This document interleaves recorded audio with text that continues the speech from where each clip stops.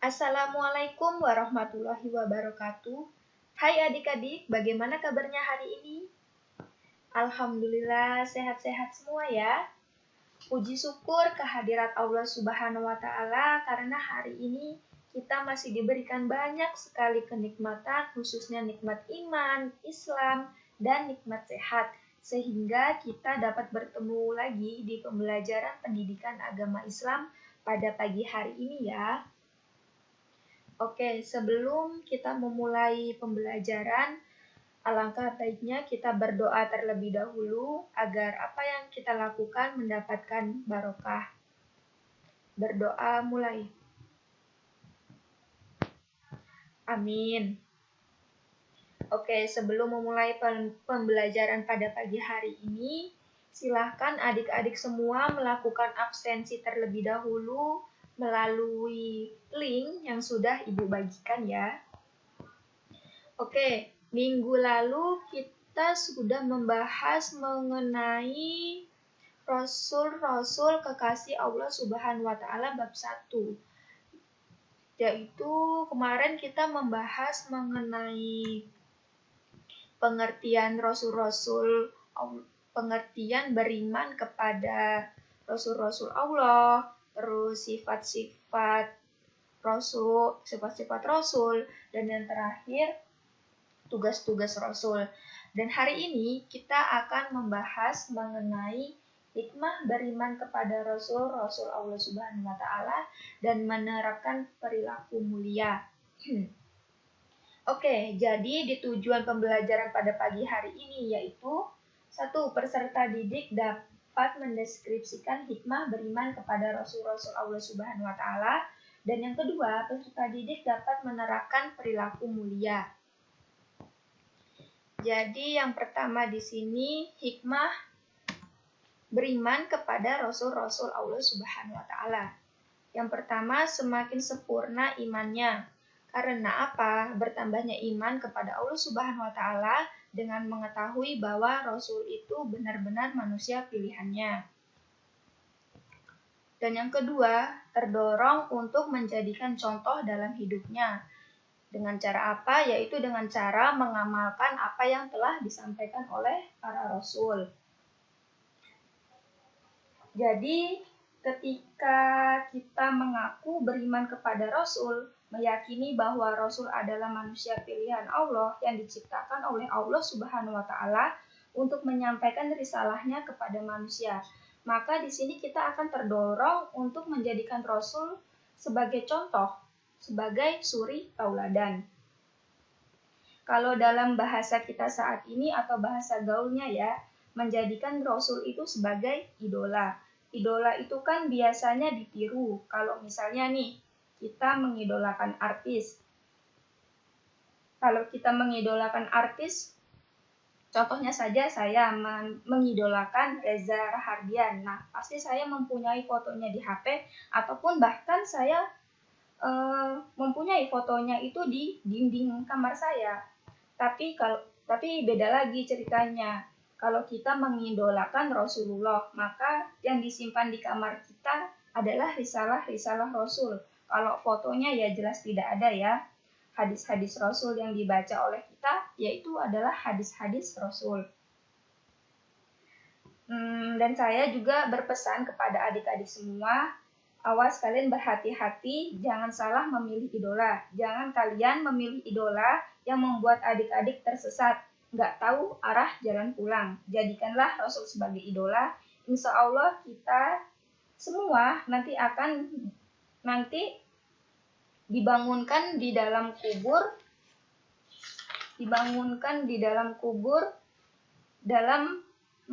bersama kekasih Allah, Rasulullah. Sebagaimana satu keterangan hadis, ketika kita nanti dibangunkan di dalam kubur dan dikumpulkan di padang mahsyar, ketika kita bangun pertama kali yang dijumpai adalah idola-idola kita, orang yang kita cintai. Maka sangat bahagialah kita saat kita bangun dari tidur lama, terus dibangunkannya dari ahli kubur, kemudian di samping kita itu adalah Nabi Muhammad SAW. Dan Selanjutnya yaitu bersyukur. Bersyukur kepada Allah Subhanahu wa taala atas segala nikmat yang diberikan. Kemudian mempercayai tugas-tugas yang dibawanya untuk disampaikan kepada umatnya. Selanjutnya lebih mencintai dan menghormati dan mengagungkan Rasul atas perjuangannya dan menyampaikan agama Allah Subhanahu wa taala kepada umatnya. Selanjutnya akan selamat di dunia dan akhirat dengan bimbingan yang diberikan oleh Rasulullah.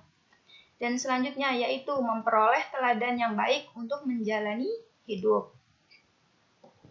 Kemudian di antara banyaknya hikmah-hikmah yang ada di buku kalian, yang ada di buku BKS, yang paling penting di antaranya itu adalah kita benar-benar meyakini bahwa Allah Subhanahu wa taala lah satu-satunya yang layak untuk disembah, yang layak untuk dijadikan Tuhan, yang layak kita jadikan sandaran hidup dan layak kita jadikan sebagai tempat untuk meminta pertolongan. Kita amati baik-baik ya, kita analisa baik-baik. Kita bisa melihat bahwa dari seluruh para rasul yang berdakwah di jalan Allah, kita lihat para rasul itu senantiasa oleh Allah Subhanahu wa taala diberikan kemenangan dalam dakwahnya atas seluruh musuh-musuhnya yang mereka hadapi. Enggak peduli siapapun dia, enggak peduli sekuat apapun dia, ataupun sesakti apapun dia. Ketika para musuh Allah itu sudah bertempur atau berhadapan dengan utusan-utusan Allah, maka saat itu pasti dia akan tumbang di tangan para Rasulullah. Jadi ini membuktikan ya bahwa Allah itu pada dasarnya juga ingin memperkenalkan diri, yaitu melalui apa? Melalui utusan-utusan yang dikirim ke bumi untuk mengajarkan tauhid, memperkenalkan siapa Tuhan yang pantas untuk disembah. Melalui siapa? Yaitu melalui para rasul tersebut. Dan ketika kita melihat berbagai kemenangan yang diraih oleh para rasul Allah, maka secara logika sudah cukup untuk membuktikan bahwa Allah Subhanahu wa taala itu benar-benar ada. Kalau rasul-rasul Allah saja menang melawan orang-orang yang katanya hebat, yang katanya sakti itu aja bisa dikalahkan oleh para utusan-utusan Allah, apalagi kalau berhadapan dengan langsung oleh Allah itu sendiri, Allah Subhanahu wa taala itu sendiri. Jadi secara logika dari sini sudah cukup membuktikan tentang keberadaan dan eksistensi daripada Allah Subhanahu wa taala. Coba kita lihat ya, betapa kejamnya itu Fir'aun, betapa hebatnya itu Namrud, dan betapa kayanya itu Qarun, dan betapa jahatnya itu Abu Jahal, dan semua itu tumbang di tangan para rasul. Dan ini juga membuktikan bahwasannya benar-benar adanya dan benar-benar adanya apa yang dibawa berupa ajaran maupun wahyu yang dibawa oleh rasul-rasul Allah Subhanahu wa taala. Selanjutnya yaitu menerapkan perilaku mulia. Pertama, selalu menjadikan para rasul Allah Subhanahu wa taala sebagai suri tauladan yang sudah Ibu jelaskan tadi ya. Kedua, selalu menjadikan para rasul Allah Subhanahu wa taala sebagai barometer keimanan, mempercayai bahwa semua rasul Allah itu ada, dan selalu mencontoh sikap perilaku jujur, amanah, disiplin, dan kecerdasannya.